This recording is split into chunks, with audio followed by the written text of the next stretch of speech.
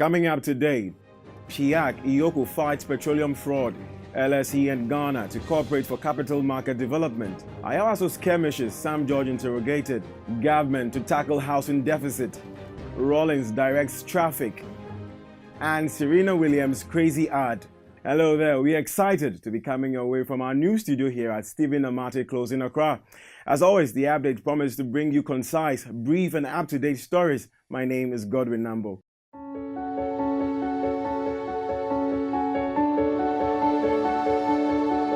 In our first story, two state institutions, the Public Interest and Accountability Committee, PIAC, and the Economic and Organized Crime Office, Iyoko, have officially agreed to work together to fight corruption related to disbursement of petroleum revenue since 2011. To that effect, a memorandum of understanding was signed on Monday, February 25th, to seal the deal.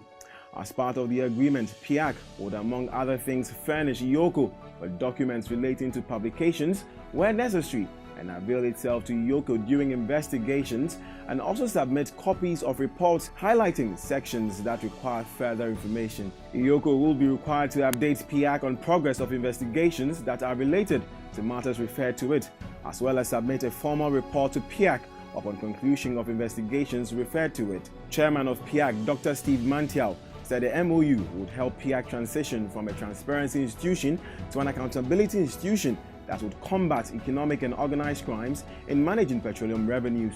Dr. Mantial also indicated that the 5-year agreement, which is subject to annual review, would not restrict the organization from engaging in similar arrangements or agreements with other entities or government agencies. The Iyoko Executive Director, ACP KK Amwa, for his part, said the issue of managing oil revenue had been problematic in many countries, and for that matter, paying more attention to discrepancies arising from such revenue was crucial to the country.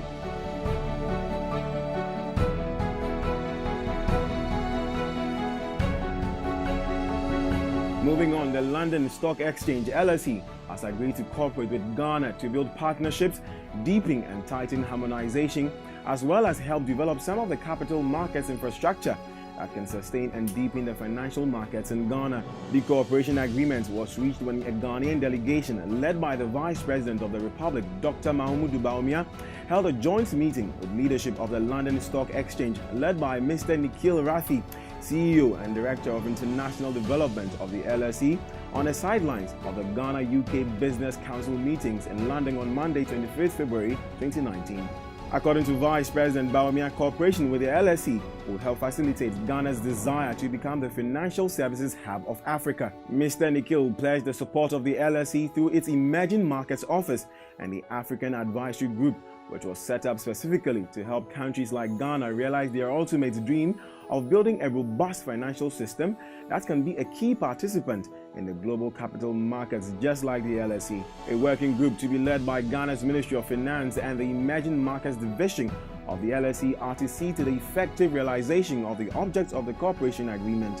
With such significant strides, Ghana is poised to become the leading financial services hub in Africa. This, however, requires substantial improvements in the existing financial services infrastructure. Among the delegation from Ghana who attended the meeting are His Excellency Papa Owusu Nkrumah, Ghana's High Commissioner to UK, Honorable John Allan Kojo Tremantin, Minister for Trade and Industry, Honorable Professor Georgian Bafo, Minister for Planning, Honorable Charles Edubuahin, Deputy Minister for Finance, Mr. Yofi Grant, CEO, Ghana Investment Promotion Center, GIPC, among a host of other personalities.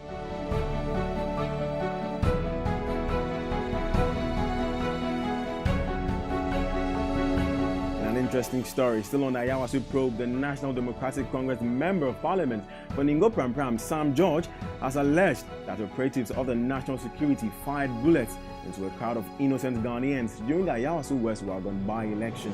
The MP, appearing before the Justice Emil Short Commission on Monday at the Osu Castle in Accra, said the shooting came from no direction but from the National Security operatives. He said he had over 40 gunshots, with some of them aimed at him, but luckily escaped the shots because of the experience he had gained in avoiding bullets while watching action movies.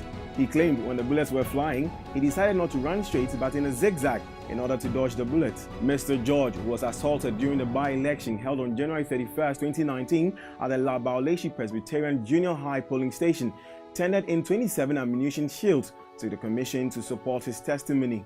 He said as national security operatives were shooting persons he described as innocent Ghanaians, a senior police officer and commander of the Special Weapons and Tactics Unit of the National Security SWAT, DSP Samuel Kojo Azugu, failed to take any action.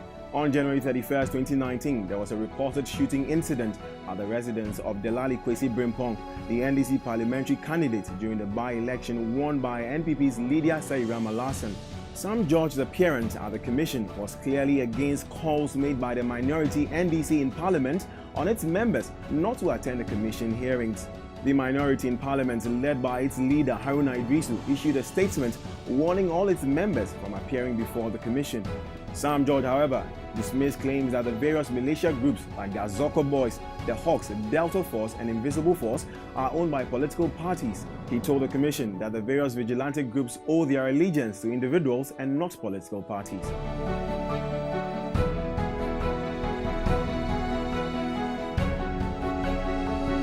Like many countries around the world, accommodation or housing in Ghana, especially in major urban areas, still remains a challenge.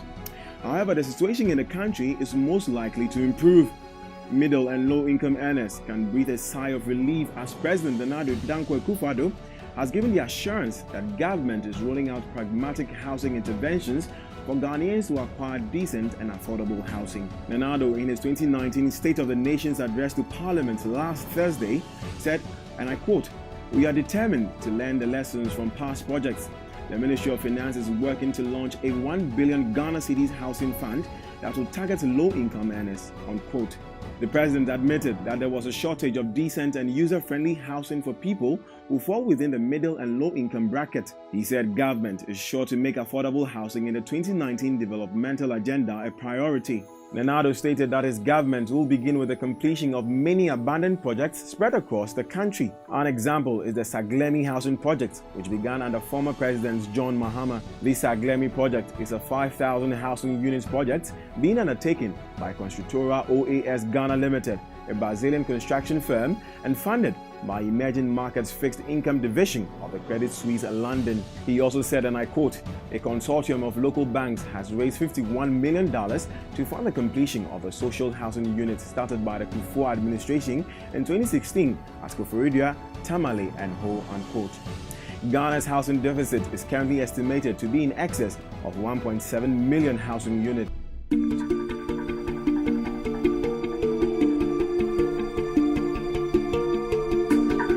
Former President Jerry John Rawlings took on the job of a road safety enforcer over the weekend when he descended from his car to direct traffic at the Pram Junction along the Tama Aflao Highway. Now, the area, known for severe traffic jam, especially during weekends, had the former president, fondly called Papa J, get out of his car to direct the free and easy flow of traffic while traveling on that stretch. According to reports, several pedestrians and passengers, as well as drivers, were shocked upon seeing the former military leader out of his vehicle. Some of them were heard shouting accolades as Rawlings took on the public-spirited job of directing traffic, while other young lads looked on and took pictures. This intervention, however, saved the situation as traffic flow was restored to the delight of road users.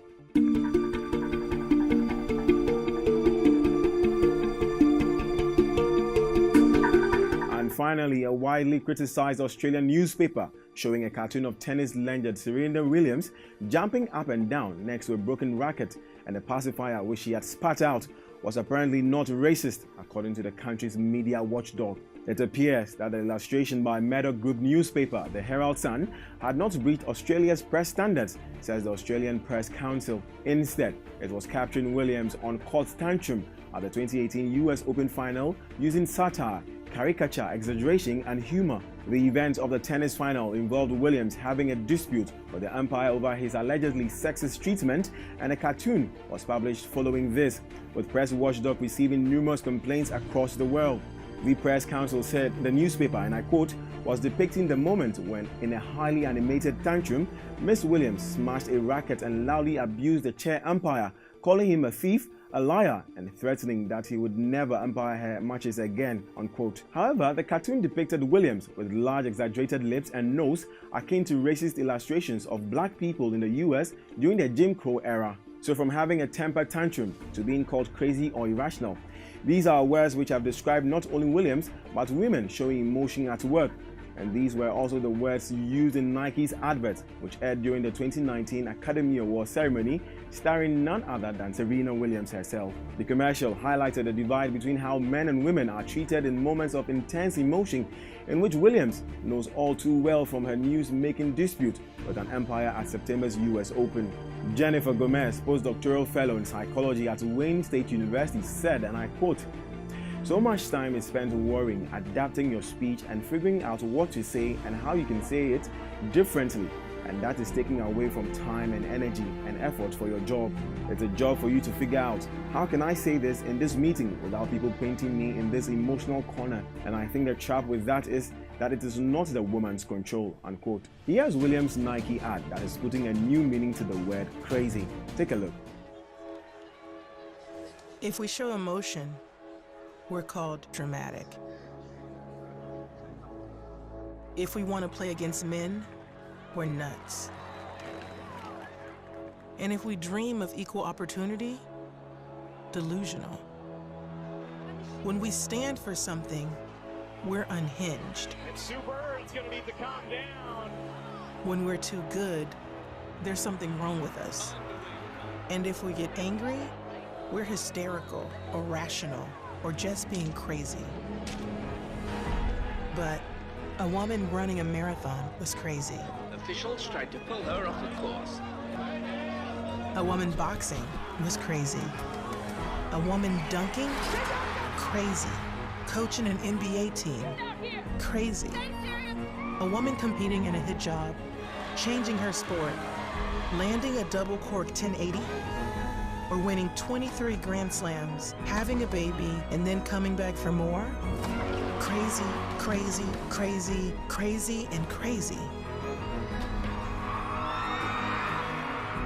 So if they want to call you crazy, fine. Show them what crazy can do. And that's all the news we have for you. For more, visit our website at dailyguidenetwork.com. We're also very active on social media via Facebook, Instagram, and YouTube at the Daily Guide Network. Or get interactive with me at Godwin Number on Instagram and Facebook. The update is brought to you by Diamond Cement, powered by Press Express, and supported by Casa Clothing. The update returns tomorrow with my colleague Lady Polos. Until then, enjoy the rest of our programs.